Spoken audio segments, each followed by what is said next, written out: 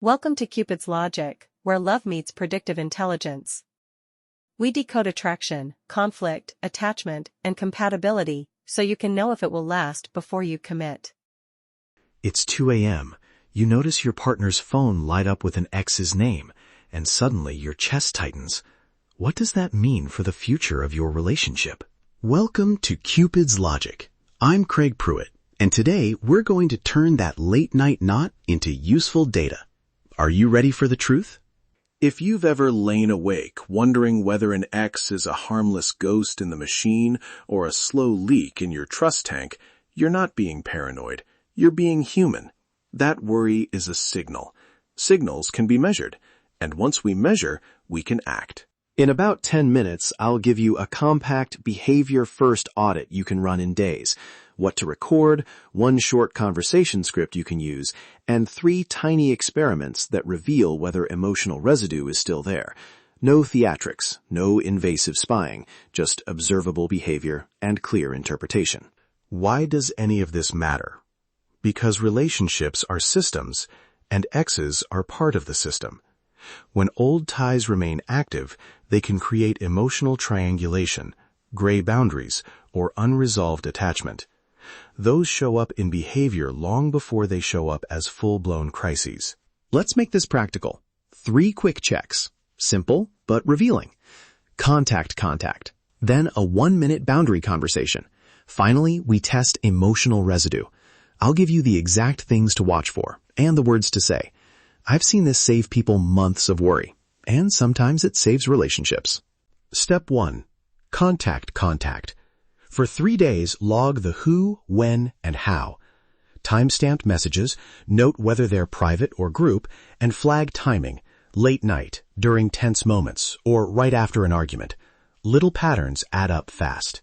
Ask yourself, is the contact infrequent and functional, like co-parenting logistics? Or is it frequent, private, and emotionally timed? Deleted messages, sudden app locks, or secrecy around conversation topics. Those are signs that context may hide intent.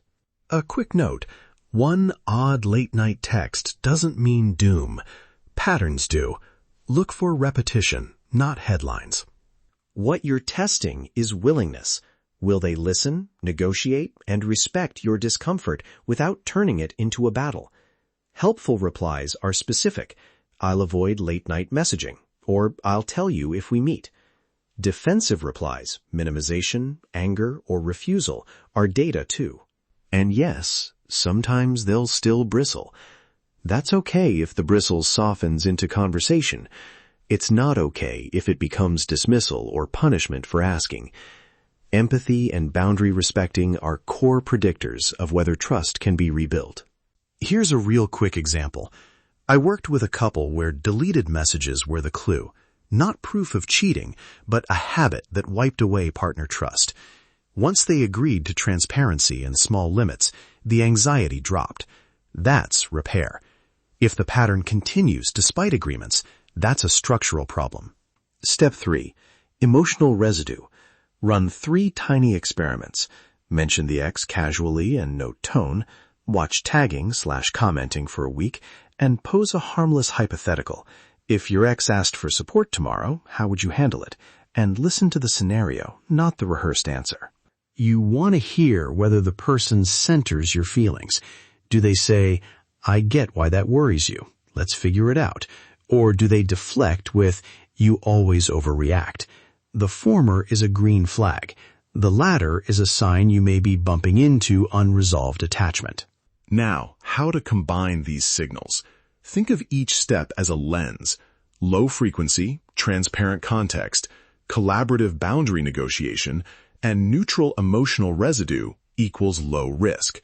Frequent secret contact, refusal to negotiate, and active emotional residue equals higher risk. 3 aligned signals are meaningful.